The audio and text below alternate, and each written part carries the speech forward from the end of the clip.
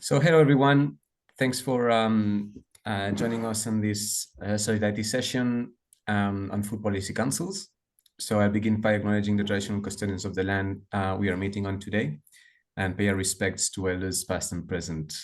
I am meeting you all today from Wurundjeri country, and I'll invite you all to share the lands you are joining us from in the chat. So thanks again. I'll be stepping in today for Tammy, so there's a few little updates. Sorry for that. So our AFSA's focal point for farmers is unwell today, so I'll be stepping in for her. And we also had a small change in our speaker lineup. Peter Andre was unable to make it. His colleague Charles Levkoe, who's right now with us, who's been closely involved in research on food policy councils in Canada, has very generously stepped in, and we're very grateful for that. We also have Jacob Birch from the First People's Focal Group at AFSA, and Rob Arcidiacono from our National Committee, who's been also closely coordinating the Civil Society and Indigenous Peoples Mechanism, also known as CSIPM, for the last couple of years for on behalf of AFSA and the Asia Pacific region. In the spirit of our solidarity sessions, I'll try to only facilitate where needed, because we want to foster dialogue, so not just presentations, sorry. So this comes at a moment where, it's just after the International Day of Peasants, which is a day that honors the vital role of peasants, smallholders, and rural communities in feeding the world, while also recognizing their ongoing struggles for land rights and dignity. It's a moment that reminds us of the global movement for food sovereignty, and which is obviously the right of all people to define and shape their own food systems. Here in Australia, we've been the Agroecology and Food Sovereignty Alliance. We've been advocating for this vision for a long time, working to ensure that food systems are democratic, just, and grounded in the rights of communities, including small-scale farmers and First Peoples. And yet, too often, First Peoples, peasants, and small-scale farmers are actually excluded from the very spaces where food policy decisions are made. So this exclusion is reflected actually in the recently appointed National Food Council in Australia, which has raised serious concerns around corporate capture. We've talked about this many times in our communications, and I'm sure a lot of people here been advocating against that. And obviously the limited inclusion of civil society voices. So today's conversation is an opportunity to think critically and collectively about what more inclusive and accountable food governance could look like.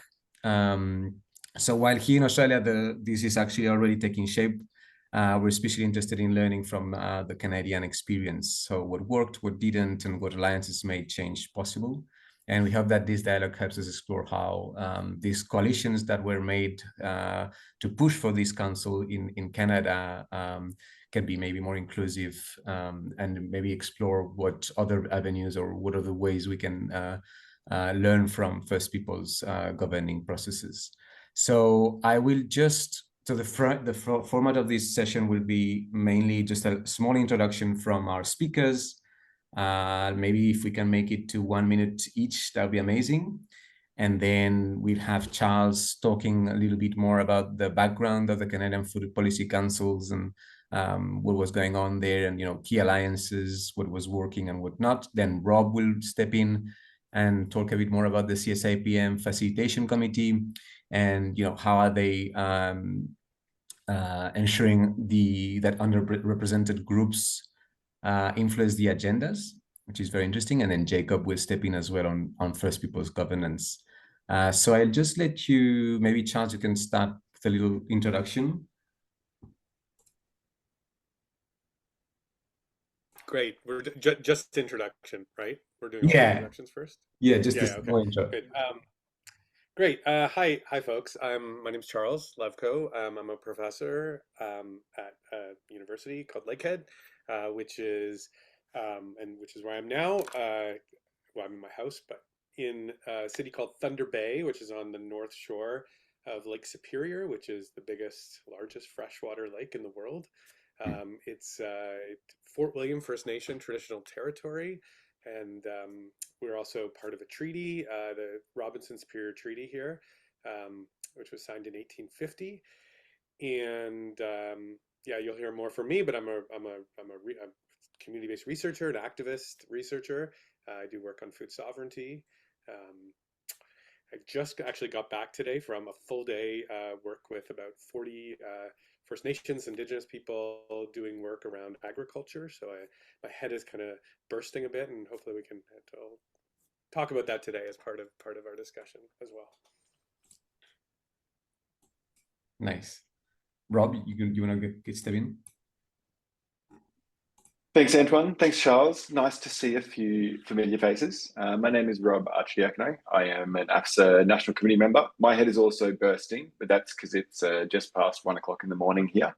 I'm currently in Rome. I've been here with a Resilient Food Systems Working Group policy negotiation as part of CSIPM, Civil Society and Indigenous Peoples Mechanism, where as the focal point from the Australasian region, I am one of 39 who are part of the sort of governance structure that looks to facilitate the voice from different regional and constituent voices into the Committee on World Food Security.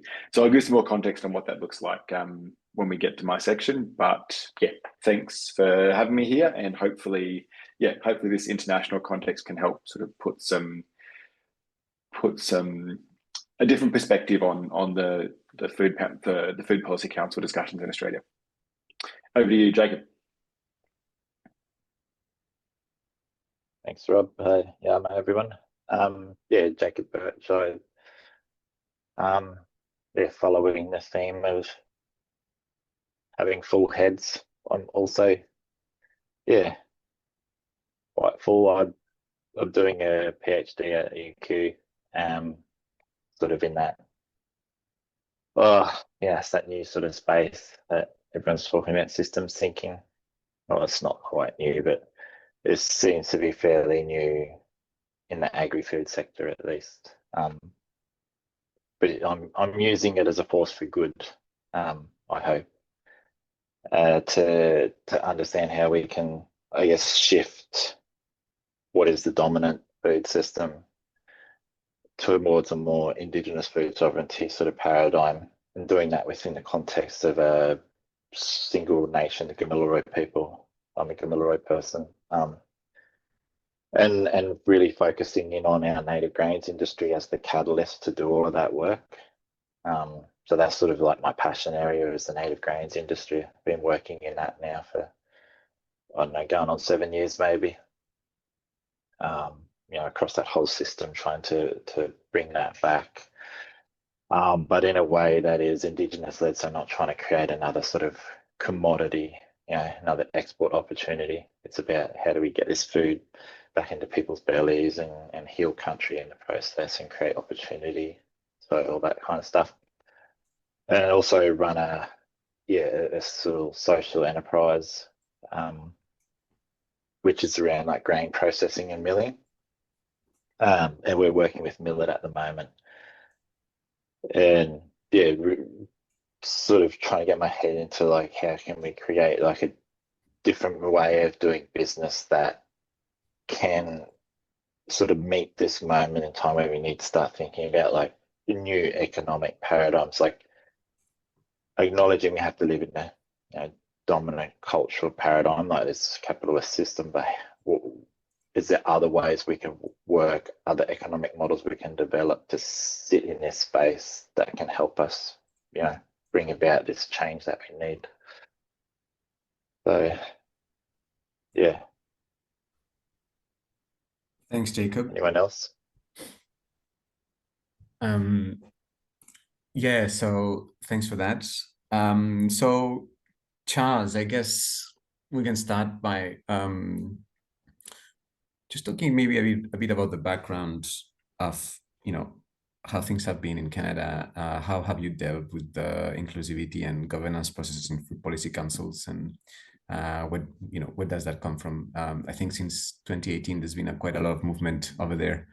So if you could just talk about that background, maybe how the council was created, what key alliances were needed to push for that, and the influence of those alliances and were they actually good ones? Mm-hmm. Yeah. Okay. Well, I'll try to give a bit of an introduction, and of course, folks are welcome to ask any questions. I know some of you may even know more about some of this than I do. So, and when I say that, it's a lot of the information is there's a lot of public information, and there's a lot of not public information. So, and we've been doing some research on the council, Peter and I, and a few others for some time. So some of what I'm going to say might be not necessarily not confidential by any means, but not in the public realm. But I'm happy to share what I can. And yeah, I just maybe just a quick question for folks in the room. Like, do you all? I mean, obviously, my sense is you all know what a food policy council is, right? Like, is it worth me saying a few things about that, or because my sense is Australia, my understanding, I worked with some folks in Australia, and I know there's not examples of food policy councils, or there's not many at least. So because I'm recording this session, other people might be interested in just a brief explanation, maybe. That'd be very cool. Okay. I'll just say a little bit. I have some links I'll put in the chat when I'm done talking with some articles we've written in both public and or like academic articles, but like with some of the background to what I want to say. Okay. So I think, I'll just start by saying in terms of food policy councils, I've actually been really interested and I am the chair of a food policy council here in Thunder Bay. And I've been really interested in the idea of food policy councils because I think as we've seen, especially in Canada, I'd say North America more broadly, the kind of rise and fall of food movements and shifting and changing, and specifically of food networks. One of the kind of enduring types of networks that I think is really, there's a lot of like energy around right now is the Food Policy Council. And what now, that said, what a Food Policy Council is, there's no one definition that everyone agrees on. I often refer to them as food policy groups, just because a lot of what folks are referring to themselves as in respect to a food policy council is actually not necessarily a council, but more of a nonprofit or a group of an unaffiliated group that is kind of folks essentially getting together. Now, I'll put it in the chat, but we wrote an article recently. We kind of put together what we talked about as 3 common characteristics of what a food policy council is. And those are, 1, the status in relation to government, some being officially sanctioned and actually part of government. The Toronto Food Policy Council is probably one of the most well-known. It was a part of the Board of Health, and they reported directly to council. Then on the other side, the other extreme, there's lots of grassroots councils, which are essentially, I would call what we have in Thunder Bay as more of a grassroots council. It's a network. It's a group of people from various sectors in the food system that get together. We do have councillors on our board essentially, but we don't have any official status with the city. So that's one thing. The second thing is the membership, and that speaks to, I think, the membership of what we might call stakeholders, or just people interested and involved in food systems, but from across sectors. So the nonprofit sector, we have business folks on it, we have academics, we have like other educators, a range of people who come together around a table. A lot of us don't actually agree on a lot of stuff, but it's a place where we can get together and talk and discuss and debate. And I think that in and of itself is quite valuable. And I think the third thing that kind of defines what a food policy group is again, this idea of making connections across food systems within their activities and goals. So really trying to kind of pull together a broad range of stuff, right, and different kind of ideas and aspects of a food system. And I think, just from my own work, that is one of the most challenging things of doing food systems work, is so much of it, especially from a government perspective, is done in isolation. It's done in like silos where we say, oh, we're just going to deal with the agricultural piece, or we're just going to deal with the food insecurity piece, or etc. And by doing that, you create these kind of what we call wicked problems, right? Like you almost like can cause more problems than you're solving by these mushrooming kind of essentially ignoring some of the important connections. So anyways, all this to say is food policy councils have been quite prolific in North America. In the first Food Policy Council was established, I think, in 1982 in Tennessee, and they've, over time, grew quite large. The latest, there's a group out of Johns Hopkins University, and they kind of chart food policy councils. And the latest survey they did had over 350 food policy councils across North America. And I would say, obviously the US is much bigger than Canada, but we see a lot. And really, I think ultimately, just to finish this part of the discussion, I think food policy councils, they're real, or groups, their real goal is to try to shape the policy agenda and support kind of sustainable, equitable food systems goals. And of course, what that means to different people and different members can be different, but really a lot of them espouse to advise on policy, monitor and evaluate food systems, foster communications, and really kind of assist the population in kind of understanding and doing work around food and food policy. Now, just to say, I think it's also important to say that while many food policy groups were established to do policy related work, I would say the vast majority of them are actually not doing food policy work. They're kind of doing more networking work, in that because they don't have these direct relationships to government, they end up kind of connecting people and building relationships and doing what I would consider to be the really important food systems work, but they're also not kind of addressing a lot of that policy work. That's kind of my observation of what I see in a lot of the food policy councils or food policy groups. Okay, anyways, let's switch to the National Food Policy Council. Maybe, if I'm going on too long, just wave, and I can condense what I want to say.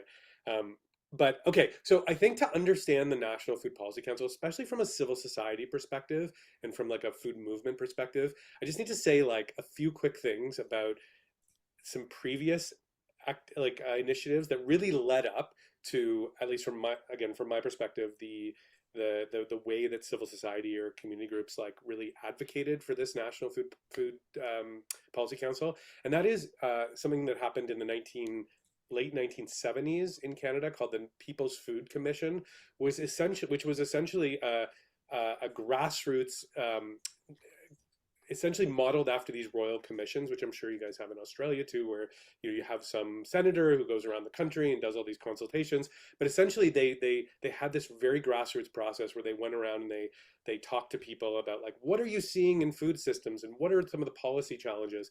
And people did all kinds of deputations. They did poetry and dance and theater, but also some very more serious kind of deputations. And essentially this document was created called for milk and money, and it basically said the food system is very highly corporately concentrated. There's a lot of corporate concentration.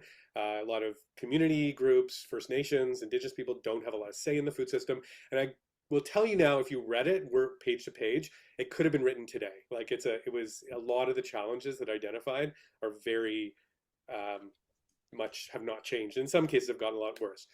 In 2008, there was, after the Naileni meeting, there's a bunch of Canadians that went down and First Nations people. And when they came back to Canada, one of the big things they wanted to do was create essentially a network of people across the country to talk about food policy from a food sovereignty perspective.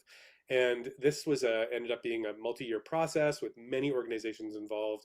They had this method of kitchen table talks, where they literally sat around the table talking to each other about food sovereignty and food policy. And they created this beautiful document called the People's Food Policy, Resetting the Table. I'll put all this in the links. But it's still to this date, I think it was released in 2011. It's a really solid document, and it actually got a lot more play outside of Canada than it did in Canada. Folks remember the Special Rapporteur on the Right to Food, Olivier de Schutter, came to Canada. It was his first ever mission to a kind of global North country, or a G20, anyways, one of his first to a kind of developed country. And or let's say minority world country. And he was unceremoniously dismissed by our conservative government at the time because of some of the comments he made and conclusions he came to. But really that kind of, I think, paved the groundwork for what eventually in 2019 was the Canadian government released the Food Policy for Canada. And that was kind of a pretty big moment where a lot of us in the movement were very excited about this. It was a real moment of hope, I guess you could say, because the idea of it was to like make connections between among the food system. So coming to the National Food Policy Council, there was an ad hoc working group that was formed in just before the Food Policy for Canada was released, and it was made up of about 53 civil society organizations, industry, academics, funders, and they really were making the case at the time for a National Food Policy Council. And they essentially agreed that there was a need to find integrated solutions to many of the cross-cutting issues that I was talking about before, about the siloing, the isolating. And they looked to this model of food policy councils, which had become so successful at the time, to really suggest that there could be this national body that could really address some of the key problems. And the two problems they identified was the lack of a specialized agency to monitor and improve coordination across government departments. And the second one was a lack of inclusivity in policy making, that, policy was very top down, it was very kind of corporate dominated. So they were ultimately wanting something that could offer coordinating functions of food policy and push it to do more with civil society engagement. So that said, the Food Policy for Canada was announced in 2019 after this long kind of government consultation. It was touted as this framework to coordinate federal food-related initiatives and address challenges facing Canada's food system, and they specifically named health, environment, economic outcomes. And then in 2021, so about 3 years later, so remember 2019, we had the pandemic. In 2021, which is just when things were kind of starting to, I would definitely not get back to normal, but starting to ease a bit, they announced this Food Policy Council, which was essentially meant to advise the Minister of Agriculture and Agri-Food Canada, who held the National Food Policy portfolio, on essentially all the issues that were in that Food Policy for Canada. So the council was essentially organized specifically to report to the minister, to advise on current and emerging issues, to enable kind of dialogue around the challenges and opportunities, to share best practices, to look at gaps in and policies and data, and to essentially advise on the implementation of the actions within the food policy. Initially, there were 23 members. There were some early challenges, and they were reduced to 19 members.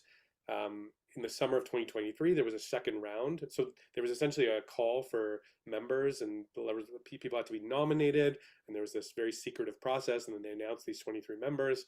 And then there's a second call in 2023.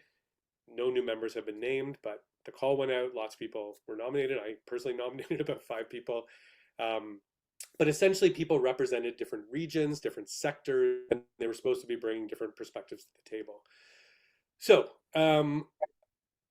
I think maybe just to kind of, I don't want to go on too much more, but just to say, like, there's been a lot of positive things that have come out of it. I don't know if folks have been following, but Canada, the government just announced our first national school food program, which is something that came out of the National Food Policy and was very much advised on. There was also a big budget amount related to that, which is always important. When the Food Policy for Canada was announced, there was no budget for it, which was a bit telling.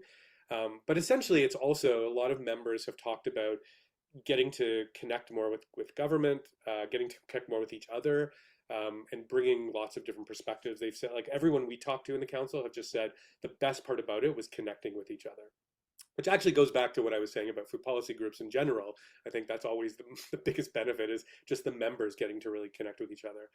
I just want to say a few things about the challenges before I finish. Ultimately, I will say that what we got with our National Food Policy Council was a shadow of what the movements and the civil society are advocated for. It's still a step forward, I think, but really not at all what people had hoped for. Overall, a lot of, especially our research talking to people, has suggested that it is not at all achieving what it was envisioned to do by the civil society groups, the movements, the academics who really advocated for it. some of the biggest problems have been representation and remuneration, which have really been unequal. So some people are there because they work for an organization or a company that is giving them time to be there. A lot of like the indigenous folks, the grassroots members who are like, they have to often pay their own way. They have to take their own time out of their work to do it. So that's been a big problem. Originally, there was supposed to be a lot more indigenous representation. There's only one indigenous member. There were others originally, some stepped down and were never replaced.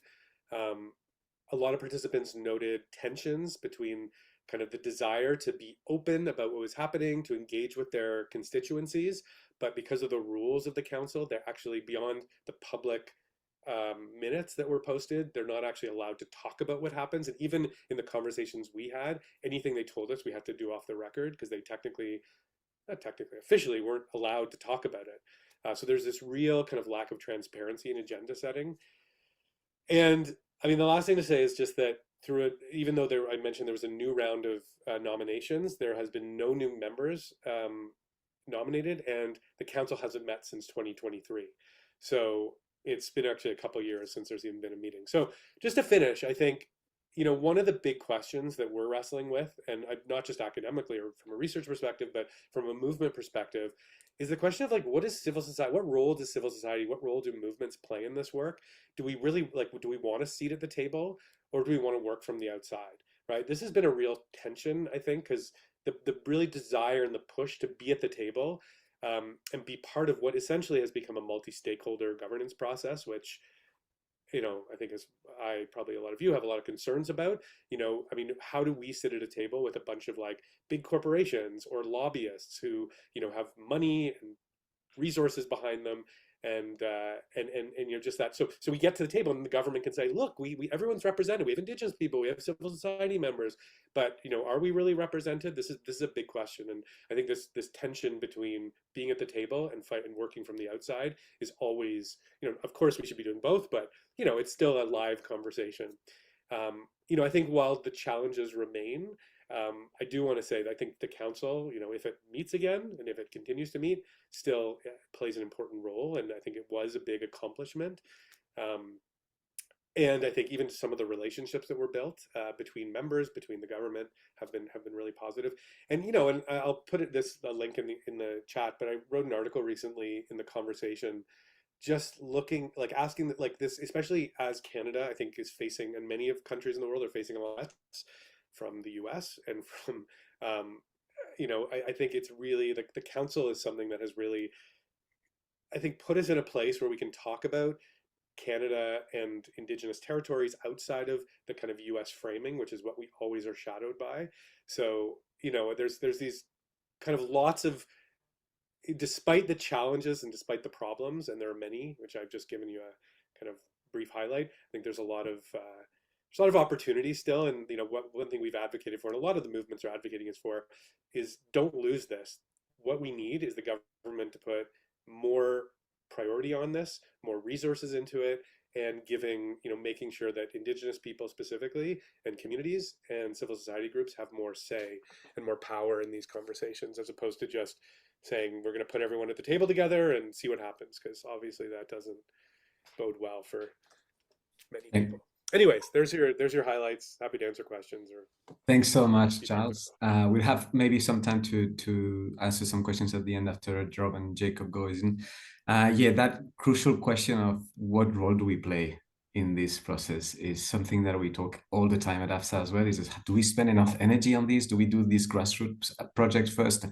I think we come up to the conclusion that we kind of need both, and just build alliances so that we have capacity to do both works, like from the grassroots level, also the policy level, since we kind of depend structurally on policy processes.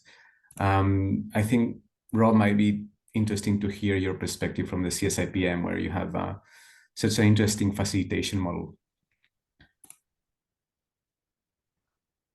Thanks, Charles. Thanks, Antoine. I think there's a lot of things you mentioned there about working in silos around the outcomes, even within CSIPM and CFS, being sort of a shadow of what the movements actually want, challenges around remuneration, but also reflected in the CFS and CSIPM. So yeah, thank you, Charles. That was great.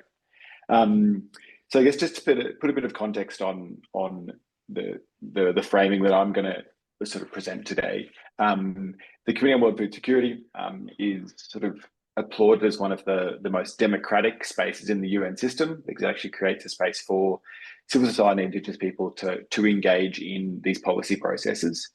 So maybe unlike what Charles was saying about often these food policy councils don't actually do the policy work, CSIPM is actively engaging in some of those policy discussions. The scope and how much our voice is heard and reflected is another question, but we've at least got that opportunity to have that space. So the Committee on World Food Security has been around since 1974. There's a series of guidelines, frameworks, often voluntary, not binding, that they've sort of developed in this time. In 2009, the whole CFS was reformed because it wasn't really doing the role that it was sort of originally intended. And as part of that reform, civil society was given a space within the CFS. It was CSM, Civil Society Mechanism, for I think 3 or 4 years before then including an Indigenous people's voice. So like I mentioned earlier, I am facilitating the voice. I'm really conscious of not saying I am representing, because I think when we start talking about representing as opposed to facilitation, we also start getting into who am I to be representing small farmers and Indigenous people from an Australian and New Zealand and Papua New Guinea context.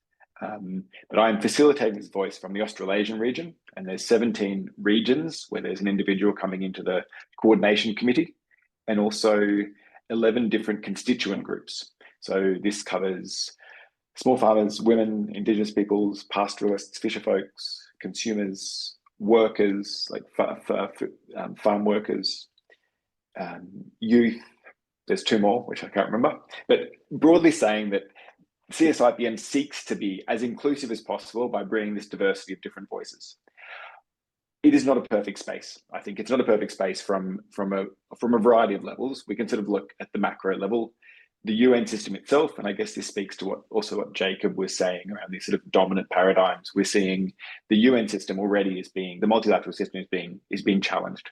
So in doing so, and I note that at the same time, we've got the CFS, which is seeking to be this policy-making space, but side by side, there's also the UN Food System Summit and the World Food Forum, which is really private sector heavy in terms of the space there, but also tokenistic sort of engagement of civil society and Indigenous peoples. So this is really looking at that multi-stakeholderism dynamic, whereas it's receiving a lot more money and kind of attention at the global stage.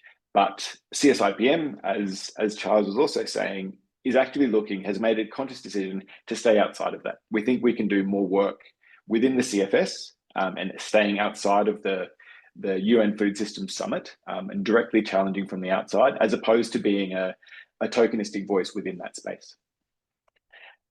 One of the challenges, I think, is also within these dynamics is going from that hyper macro. So looking at these policy products that are negotiated, the last few years, these have included the tenure guidelines for land. There's been gender guidelines.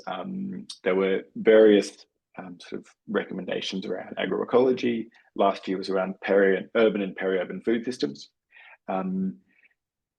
While civil society has a voice in shaping those conversations, getting them then from a macro level sort of policy outcome to a local product that can be used on the ground it's a big divide, particularly in Australian context, where the Australian government has a role as a member state within the Committee on World Food Security, but their agenda is really based on ensuring that Australia can export more food to satisfy food security in other contexts. So they're not really engaging in the food security discussions that the CSIPM is wanting to bring into this space. Instead, there's this me as a person coming from AFSA is looking to then bring these policy products and try to disseminate broadly on the ground. So while there tries to be a bit of accountability to say there's a voice going from the ground up into Rome, and then trying to bring that voice from Rome back to the ground, there are challenges in certainly in how that happens. This said, I think there's also some interesting reflections for me from a facilitation side, in terms of how we come together. I think what's been really interesting is coming into a CSIPM Coordination Committee meeting. We try to come together once a year. And despite the Australian context being fundamentally different from a lot of other food and agriculture contexts around the world, there are still shared and similar struggles, whether it's against corporate capture, whether it's against broader issues around financialization, whether it's the use of pesticides, whether it's access to local markets. The framing is slightly different, but there's still a shared struggle there. And I think that dimension of solidarity, Charles, you talked about just connecting with each other and connecting with other global struggles has been a really, really fascinating, positive part of that. I think what's also been interesting for me is CSIPM actively has this feminist methodology around facilitation. How do you come in with this lens of care, with this lens of respect, with this lens of actively creating a safe space for people to engage? And that's been really, it's been beautiful to be in these spaces where everything is sort of flattened. Very conscious as a white guy coming into a space, the power dynamics that sit within these different spaces as well, and having this really flat dynamic.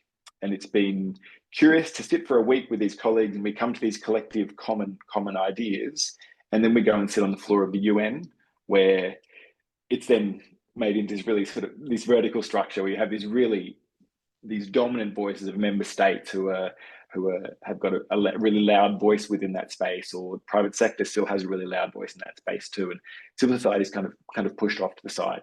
So again, the model is not perfect, but I think in terms of an example of how different voices are able to come together and collectivize to then feed into a broader discussion as a food policy council, to be one voice within a broader discussion to challenge and bring new agendas. The CSIPM is an example that can be learnt from potentially in other contexts as well. I could go on with this for a long time, but I might leave it because thanks. Thank you, Rob. I find it very interesting that two-way communication between sub-regions and the CFS may be worth another discussion. Jacob, I don't know how do you want to talk about this traditional governance processes? Just feel free to jump in. Yeah, I honestly didn't have anything planned. I think I was just a rope in, which is fine. I'm always happy to jump in, but I don't know if you've got any specific sort of promptings you want me to talk about. So for instance, how governance approaches can lead to legitimacy and responsibility in these governing bodies, how to make better decisions when or processes that you've seen through or recommendations, or even just your own thoughts on what is not working and what an ideal council could look like. I know I heard of the two-way governance system where, actually the AFSA space is one way that we've been trying to deal with that, having a co-leadership with first people focal point and a second people focal point, or settler focal point, farmers focal point, where decision-making is always in a dual shape, and there's always iteration in decisions, and always contacting and coordinating with the first people focal group as well. So there's like always trying to be transparent and democratic as much as we can. But feel free to share your own thoughts on this. I don't know, this national sort of food council stuff and all the consultations that sort of took place. Probably a lot of people in this meeting were a part of that, the initial consultations, and then Oh, actually, no, I don't know. I think I'm thinking of something else. I don't know if there's initial consultations for this National Food Council, but there has been post Food Council formation. I was going to go to one in Brisbane the other day, but I didn't make it. But in the lead up to that, there was also these consultations happening around specifically Indigenous agriculture. So there was two running sort of simultaneously. There was the national framework, I think, on Indigenous products. So I guess they're trying to understand what defines an Indigenous product, and I think I'm not sure what the sort of underlying motivations of that are, but I know it is pretty strongly aligned with, you know, that National Farmers Federation's 2030 goal to develop a $100 billion industry, which they already did. I think was it this year, 4 years ahead of schedule. They got a $100 billion industry, our agri-food sector. So there was that one, and for me that was really about like how can they control what that an Indigenous product is, because it's seen as like another export opportunity or another opportunity to sort of get us towards a, you know, more and more growth in that agri-food sector. You know, it's going to grow the GDP or whatever. But the other one that was running alongside that was the I think it was like the Indigenous Agricultural Statement or something. It was then about like how can we support Indigenous agri-food. But the question in both of those consultations is always they've developed the model and it's how can they fit us into it. And it's never been about like actually asking us what would you like to develop and how can we support that. So it's always coming in with this existing structure or these preconceived ideas of what they want, and then that then guides how they engage and what they deliver.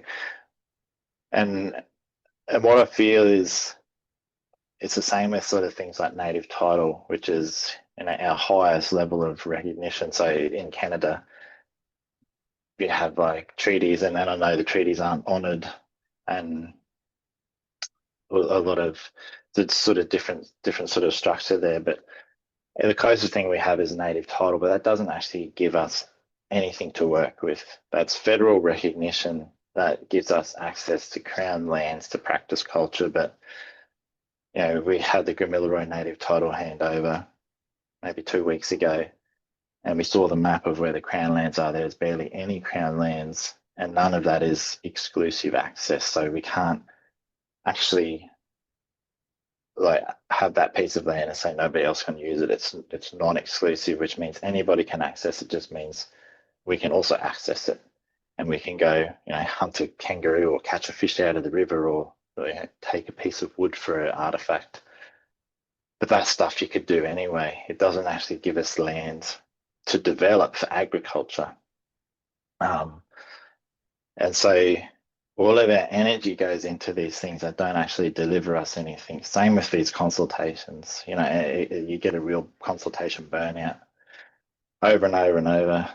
There's always something new to go and, you know, give your 2 cents. And what you say, whether it's an individual or collectively, is never reflected in the outcomes.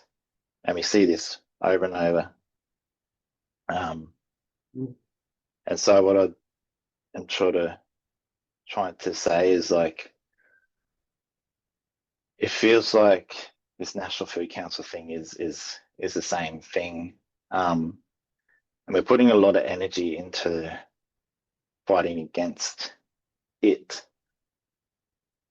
But our experience has been you can fight and fight and fight, and it won't get you anywhere. And I think for me, it's now about we need to build our own things, like our own systems, our own structures, our own ways forward. outside of trying to influence these government, policies or work within the government structures, like say, for example, working within native title, which, so many of our leaders, our key elders, our cultural knowledge holders, like the people in our communities who will stand up and lead, have spent, we've had this fight for a generation, but there's been other fights, land rights and all that kind of stuff that have, land rights led into this, into native title.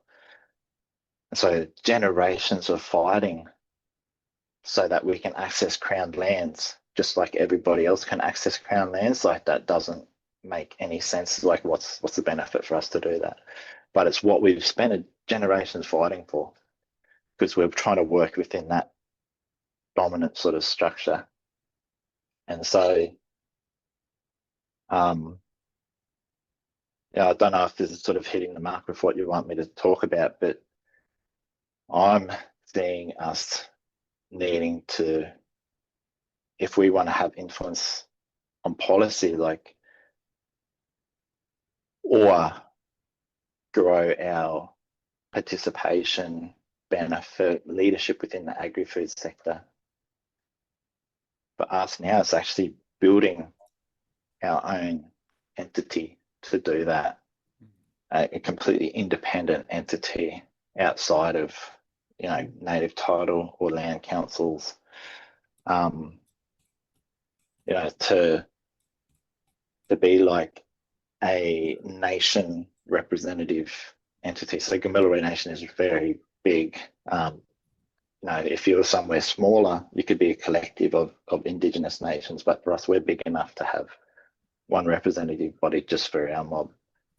But it's going to take time to build this, but it's building this entity so that we can then actually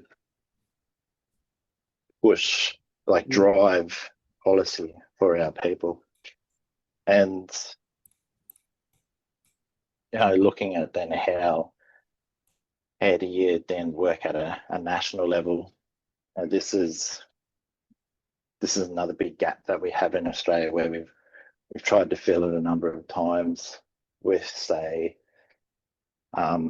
Indigenous agri-food peak bodies. We've had things like ANFAB, which was native food products, but it was established and run by non-Indigenous native food growers.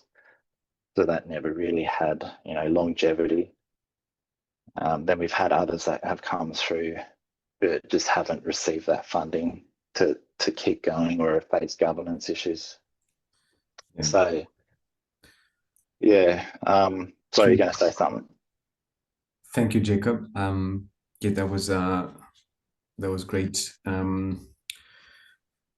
I was going to, just conscious of time. If you had, like, I've checked this, just 2 questions. I would love to keep actually talking about this, but just let's try and see if we can answer these 2 questions. One from Amy for Charles. Whether any intentional mechanisms attempting to link local or regional food policy councils to the National Council? And if not, do you think there should be, and what might that look like? No and yes. So no, there has not been any effort to do that. And I think one of the challenges with working with government is, in this case, like when you're working part of these formal processes, you end up being part of their process, right? I mean, this is weird. Others, Rob was talking about this as well. This multi stakeholders. Yeah, sorry, my brain is getting slow. Yeah, and one of the challenges I mentioned was there was a real desire among council members to do that kind of work, even that, like Jacob was talking about, that, like, that connecting with people, connecting with communities, like having those, but because of they basically operated under it was a Chatham House rules, right, where they're not allowed, like, there was kind of a cone of silence around everything they talked about. So the ability to even have conversations, let alone have representation, was not possible. And do I think it would be?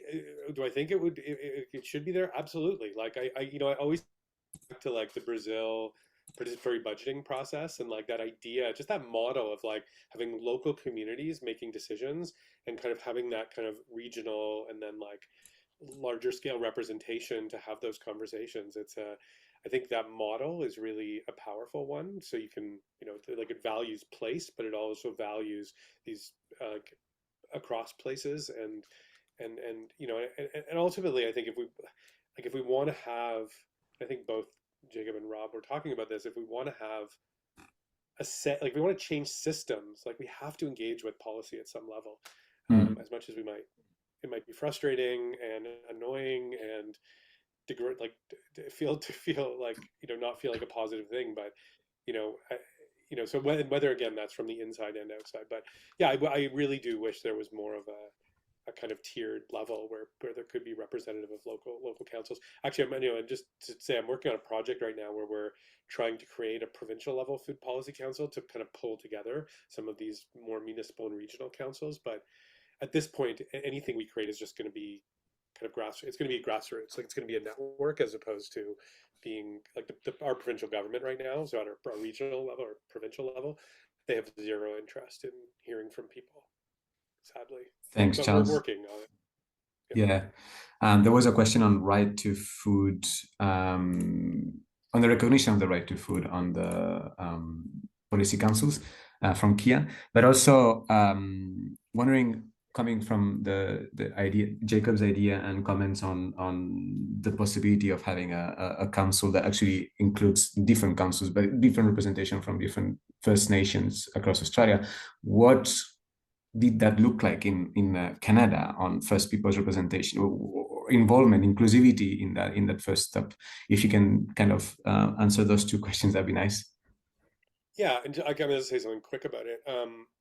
Like at a formal level, there's not much. I mentioned when Olivier de Schutter, the special rapporteur on the right to food, came to Canada in 2012. I mean, it was a huge moment, and there's a real mobilization among civil society, among First Nations, First People, to kind of be the host, to make sure he saw and talked to the right people, and there was just no pickup from government at all. I mean, Canada was one of the last countries to sign on to UNDRIP, right? I mean, there's and there's all, I won't get into that, but like there's all kinds of politics going on here, but again, I put in the link this People's Food Policy project and document that was created really was kind of looking at policy from the perspective of food sovereignty and the right to food. That was a real push there. So it is coming from the movements, the nonprofit community, the civil society organizations, but we just don't see it in government. It's not happening.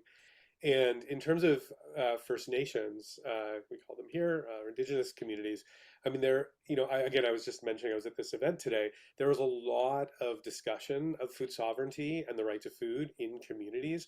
The way there's a lot of I think I hate to say we're ahead or behind where Australia is, because we're all way behind in how this stuff should be working. But ultimately, there are a lot of First Nations that negotiate with the government on a nation supposedly on a nation level. I mean, they don't get that kind of respect, but that's what that's what they're supposed to be doing. And they're talking. A lot of them now. So that we have First Nations, we also have tribal councils that negotiate with the government. We also have regional representation beyond tribal councils, and it's interesting. I was at this event today, and one of the things that I was very happily surprised about is the number. There were 3 treaty organizations there, and like tribal councils, and all 3 of them had food sovereignty representatives who had a portfolio that were talking about the right to food, food sovereignty, and Indigenous food security.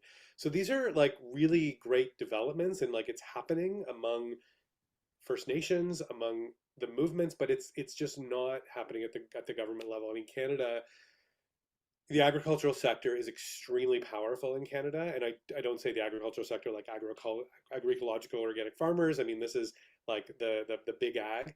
We're seeing, probably like you are, a lot of AI in agriculture, a lot of real push for ag to get bigger, to be more technological. We have a ton of migrant workers that are kind of basically running our farms at this point. So I think there's a real fear, going back to where I started, fear from government about adopting anything to do with the right to food, but also, negotiating with, for like having First Nations kind of have any real say, and especially around land and land, government. I just say, just the last thing I'll say. Kai, you were saying in the comments, like the government will use the language. I've even heard government talk about food sovereignty, talk about sustainability, talk about the right to food, but it's all just window dressing. There's absolutely zero movement in this direction, and I think it does a real disservice to these concepts and these terms, and the way people are talking about it, because they will say the words, but there's really no push. Agriculture and land is so highly controlled in this country. Yeah. Thanks, Charles.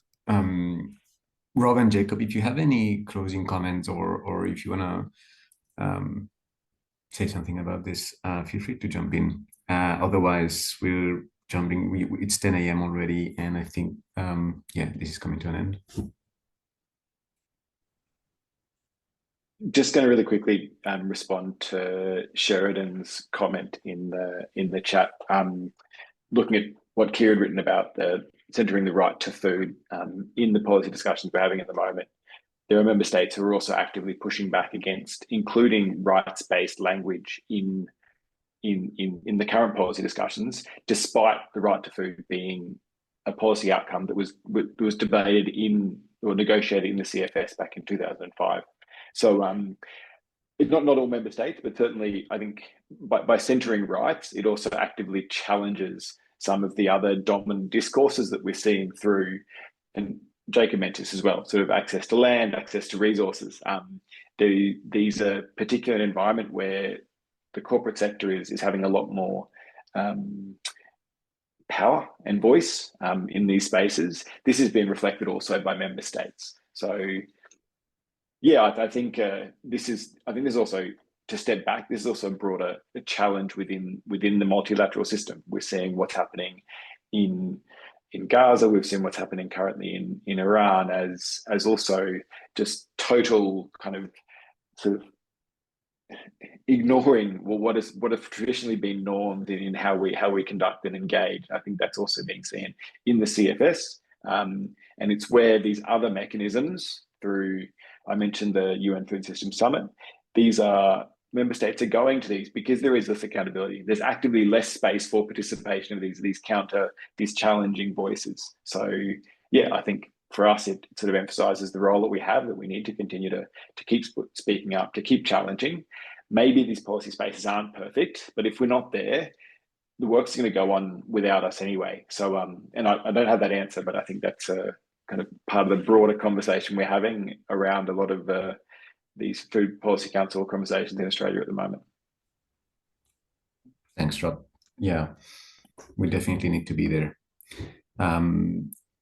Jacob, if you have a last thing, or I'm sorry, I don't know if I really answered your initial question, but just in terms of that governance sort of stuff, we are just really, I think, in the early stages of having any kind of governance representation from an Indigenous people's standpoint in the agri-food sector. We've only just sort of come into AFSA in this sort of focal group role.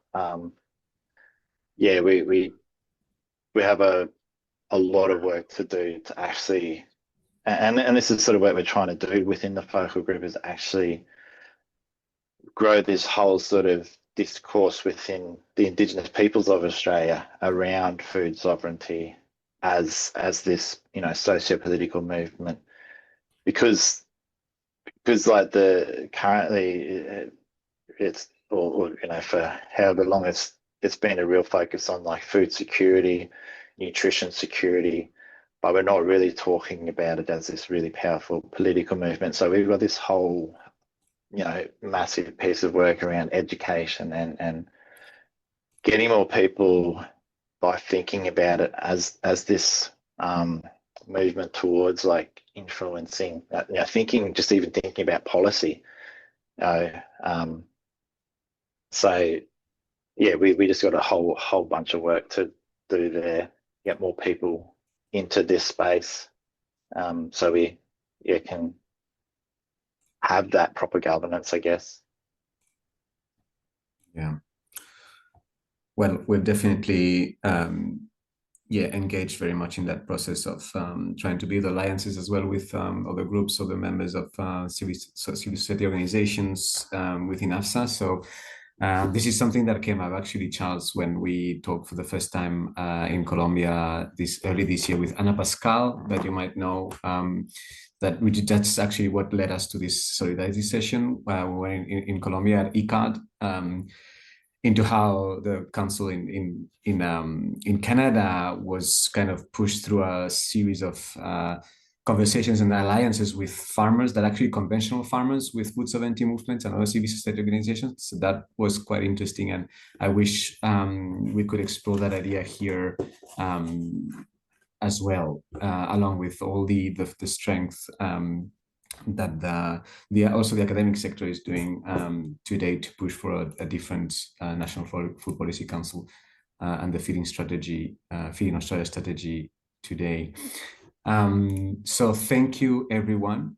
Thanks, Rob. Thanks, Charles. Thanks, Jacob, for this amazing conversation. I will share an email later with all the links and to all the participants, and the recording also will come up on our YouTube channel as well. But yeah, feel free to shoot us an email if you had any other questions that we can delve with. And yeah, thanks again for participating. And thank you, Antoine, for facilitating. Good. Yeah, thanks for having me. I know we're still recording, but Jacob and Rob, Celeste Smith says hello to both of you, and if she finds that I didn't say that, I'd be in big trouble. So hello. Thank you. I'm part of this coordination of resilient food system working group with Celeste, so I'm in touch with her